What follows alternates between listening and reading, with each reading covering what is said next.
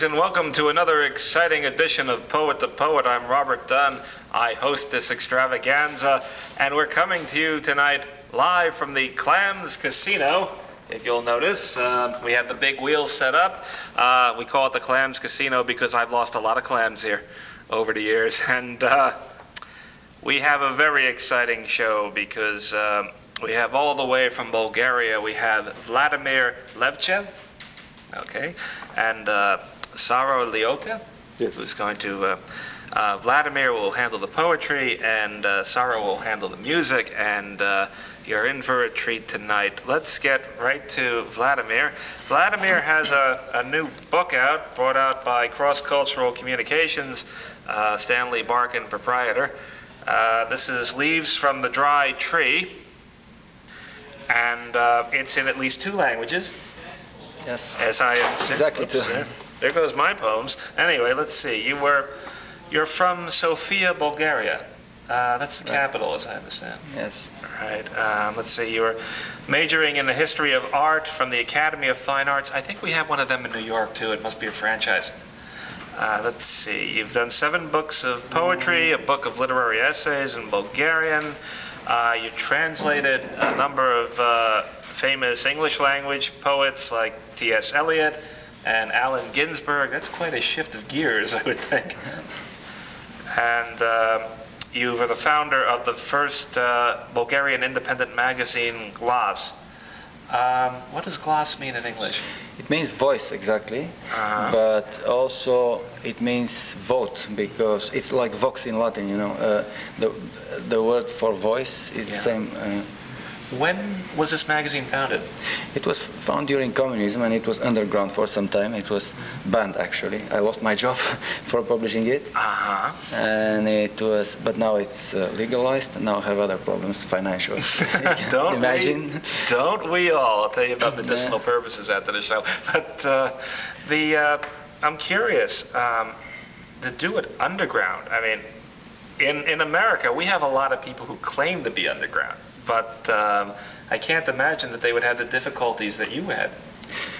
Well, what's it like trying to be an underground publisher in Bulgaria? It's having work to do with the authorities sometimes. Otherwise, it's not so difficult to publish a magazine in a limited circulation and distribute it among friends and people you think you have to receive this magazine. This is the so-called samizdat, you know, this is what the word means. It means something that publishes itself, because you distribute some copies, and the people you give the copies to make other copies, and this is the way it works, because there are no printing facilities available to the general public. In America, we call that a chain letter, actually. But how about giving us a sample of what you would have put in your own magazine of your own work? Well, for example, my own work. Well, I didn't put much of my own work in my magazine. Well, but then what's the fun? It was, well, I published things like Solzhenitsyn and political stuff. Okay. My poems are not very political, actually. Oh, we don't mind. That's. You want to hear something? Sure. Okay. Hearing goes. Actually, this poem is like, as all of the poems in this book, translated by Henry Taylor, the Pulitzer Prize-winning poet. Hearing goes. On the beach before dark, the herring goes, old men in white with long shadows, strut and chat with each other. We don't know their language, but we listen. The sea comes as in a dream, delivering a dramatic report. We don't know the languages of the wind, the sunset, the stars. Still we listen. As children, we played a game we called broken telephone. Someone whispers words to you, you guess what they are, and whisper them to someone else. We don't know the first word, but we listen. And so we make our parallel worlds. Actually, seeing as how the book is bilingual, I'd kind of like to hear it in Bulgarian, if you wouldn't mind. Okay. Guarosi. При вечер на плажа, старци в бяло с дълги сенки, гларусите крачат и си приказват. Ние не знаем езика им, но слушаме. Морето идва като в сън и съобщава нещо драматично. Ние не говорим езиците на вятъра, на залеза и на звездите, но слушаме. Като деца играехме на развален телефон. Някой ти прошепва думи, ти се мъчиш да ги разгадаеш и ги прошепваш на някой друг. Ние не знаем първата дума, но слушаме. Така създаваме паралелни светове. Actually, maybe this is how I felt attending poetry readings first, coming in America. I could guess from the intonation what the poets meant to say. I didn't quite understand everything. Either that or they screech like herring gulls, I suppose, on a rough seas day. All right, I'll tell you what, we're in the Clams Casino, as I explained. I'm going to spin the big wheel and ask for another poem. By me again? Sure. Okay. Well, if you don't, it's going to be a very dull show. A tree. Why should I move when the world itself passes through me? Why should I speak when the wind whispers in my leaves? Through long years of living, still always touching death, I take manure and give fruit. How should I thwart nature as she makes and unmakes me? My work is repose. I smell not of sweat, but of flowers. Now, you say you're not primarily a political poet, and sometimes it seems to me from that part of the world, the political poets get the publicity, especially when they get out of that part of the world. And so if you're not politically motivated, what does trigger off a poem?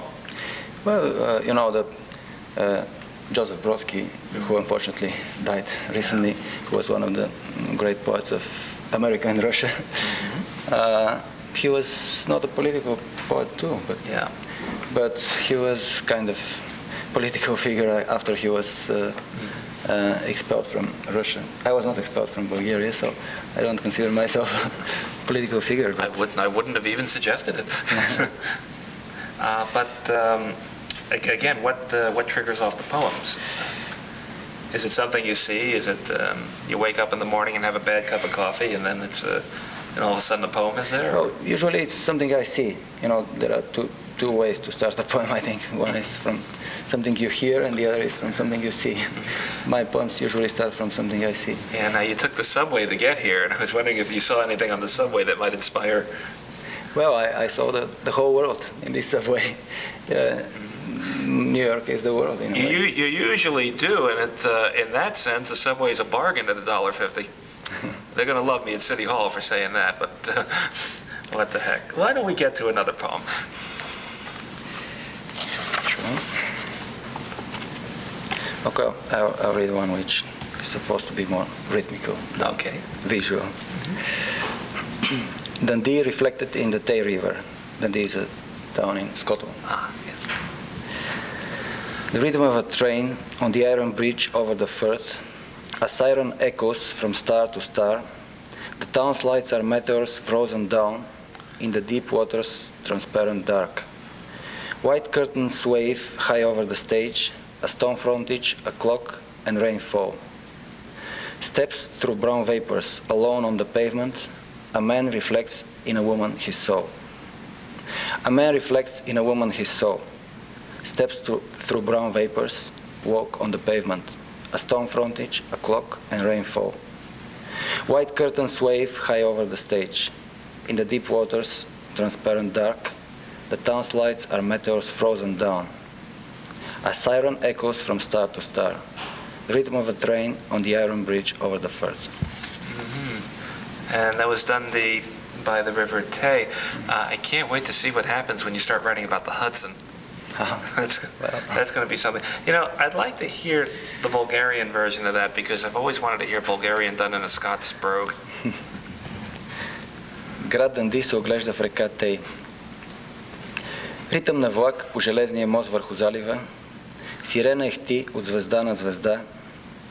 Градските лапи са в метеорити застинали в прозрачния мрак на дълбока вода. Бели завеси се веят високо на сцената, фасади от камък, часовник и дъжд. Стъпки сред пари кафеви, сама по паважите, в жена се оглежда душата на мъж. В жена се оглежда душата на мъж.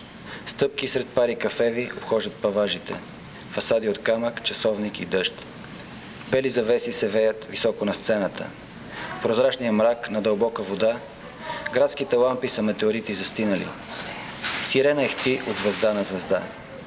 Ритъм на влак по железния мост върху залива. My crew has just signaled me that I'm going to get killed for that last gag. What advice do you have for the aspiring poet? Because you have, for us at least, a very unusual background, trying to run a band magazine and coming from Eastern Europe as you do. And what was your question? My question, advice for aspiring poets? The up-and-coming ones, the rookies? Well, first of all, poetry is craft as every other art on the one hand, and on the other hand this is something in which you should be true to yourself and don't listen very much to all kind of advices. It's good to listen to advices, but first listen to yourself. Well, that feels good because nobody ever listens to me. But anyway, Vladimir Levchev, I want to thank you for coming on Poet the Poet. We'll get to Saro Leota in a moment, but do you have one little short one that we can leave with? Short one, okay. Most of them are short, but let me find maybe the shortest. It's a cute one. Sure, okay. Theology of hopelessness. God is something small and transient. It trembles inside us. Outside is death. But if a man sings out when stood against the wall, is he not greater than death? For is not man stood against the wall? Let him sing. We'll be singing in a moment, at least the guitar will be singing, and we'll be right back, so stay with us.